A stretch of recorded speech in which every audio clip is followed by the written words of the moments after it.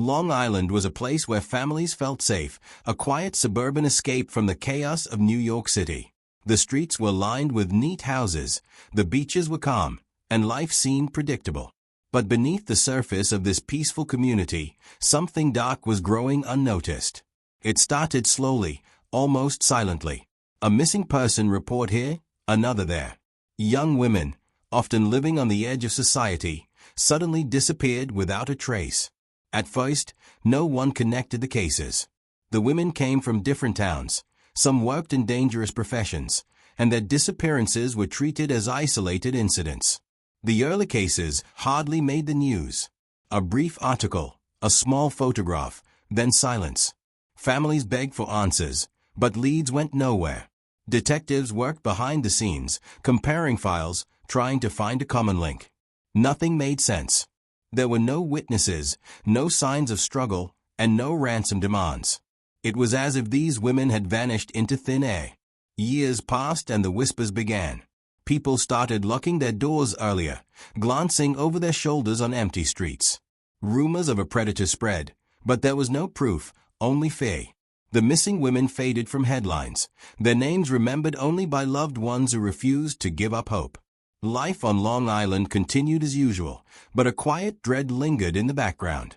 What no one realized was that the truth was far worse than any rumor. The danger wasn't a shadow passing through town. It lived among them, hidden in plain sight, moving through their neighborhoods, waiting for the next victim.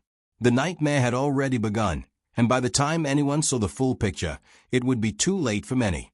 The winter of 2010 brought bitter winds to Long Island, but nothing could prepare the community for what would be uncovered in the cold sand. It began as a routine search for a missing woman, a young escort last seen heading to meet a client. Police brought in a K-9 unit to comb the remote stretch of Gilgo Beach, hoping for a clue. What they found instead changed everything. The dog led its handler to a patch of dunes, and there, hidden beneath layers of sand and brush, were human remains wrapped tightly in burlap. The discovery triggered a full-scale investigation. Officers spread out across the beach, combing through the desolate shoreline. As days passed, the count grew. One body became 2, then 3, then 4, all within a few hundred feet of each other. Each victim shared chilling similarities. Young women, connected to the same line of work, and all concealed in the same careful manner. This wasn't random. This was deliberate. The news spread rapidly, shaking Long Island to its core. People who once felt safe in their quiet neighborhoods now faced the grim reality of a serial killer operating in their midst. The media swarmed the area, broadcasting images of investigators digging through sand, crime scene tape fluttering in the icy wind. Fear gripped the community as speculation ran wild. Forensic teams worked tirelessly, but progress was slow. The bodies had been out there for months, maybe years, and vital evidence was gone. Still, one thing was clear. This killer was organized, calculating, and confident. He had buried his victims in plain sight, along a stretch of beach where families came to relax in the summer. The investigation had only just begun, but the darkness surrounding Gilgo Beach was deeper than anyone could have imagined. Years slipped by, and the Gilgo Beach murders grew colder with every passing season. Detectives chased hundreds of leads, interviewed countless suspects, and still found nothing solid. The killer seemed to have vanished into thin air, leaving behind only unanswered questions and grieving families. But technology was advancing, and with it came a chance to breathe life back into the case. The first breakthrough came from a re-examination of the killer's methods. Old cell phone records were reviewed using updated software, and a disturbing pattern emerged. Several burner phones, all untraceable to a registered owner, had been used to contact the victims.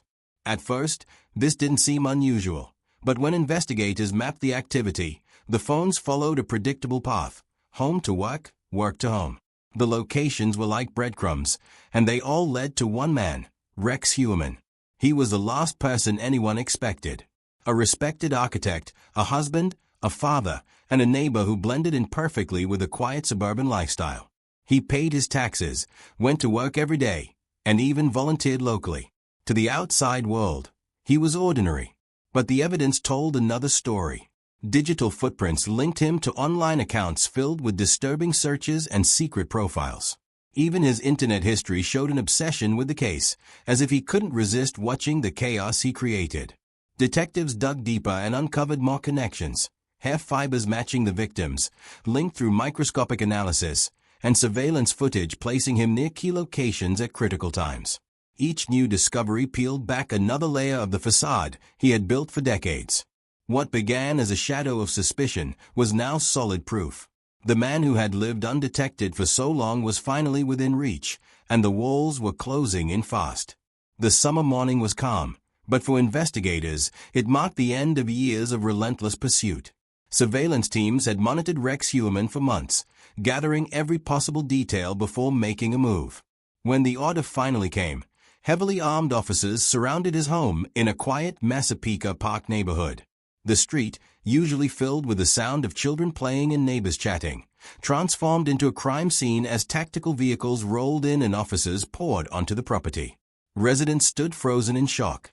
To them, Rex was just another ordinary man, a tall, imposing figure who kept to himself, drove a pickup truck, and lived in a modest house with peeling paint. No one imagined that behind those walls lay a horrifying truth. As the cuffs clicked around his wrists, cameras captured the moment that would dominate headlines across the nation. Inside the home, investigators uncovered a disturbing collection of evidence. DNA taken from a discarded pizza crust matched a hair found on one of the victims. Computers revealed a trail of searches that were chilling in their specificity, involving torture, murder, and updates on the investigation itself. Even more unsettling were secret compartments filled with personal items and objects that hinted at the meticulous planning behind each crime. The arrest sent shockwaves through the country. News outlets called it one of the most significant breakthroughs in a serial killer case in decades. People who had once waved to him on the street now stared at their televisions in disbelief. How could someone so ordinary hide something so monstrous for so long? For the families of the victims, the arrest was both a relief and a haunting reminder of the years lost to unanswered questions. The mask had finally slipped, and the monster beneath was exposed for the world to see. When the trial began, the courtroom was filled with reporters, families of the victims, and people who had come seeking answers. For years, these families had lived with nothing but silence and grief. Now, as prosecutors laid out the evidence, the horrifying truth emerged piece by piece. Rex Heuermann had lived a double life so carefully constructed that it fooled everyone around him. By day, he was a respected architect, meeting clients, attending conferences, and presenting himself as a hard-working professional. By night, he transformed into something unrecognizable, a predator who hunted vulnerable women and left their bodies buried in the sand. Prosecutors revealed his meticulous planning. He used burner phones, fake email accounts, and carefully studied police movements to stay ahead of investigators. His searches were dark and obsessive, ranging from methods of killing to following news about his own crimes. He seemed to thrive on the chaos, taking pleasure in the fear he created. Even more chilling were the personal items found in his home, trophies from his victims that he kept hidden as reminders of his power. For the families, the details were almost unbearable. They listened as investigators described how close they had been to him for years, passing him in stores, seeing him at community events, never realizing he was the man responsible for their pain. As the case unfolded, questions grew louder. Was he connected to other unsolved disappearances? Could there be more victims hidden somewhere? The possibility haunted everyone. Even with his arrest, the fear lingered that the full truth might never be known. When the verdict finally came, it offered some measure of justice, but no real closure. Evil had lived quietly among them, wearing the face of an ordinary man. And that reality was more terrifying than anything they had imagined.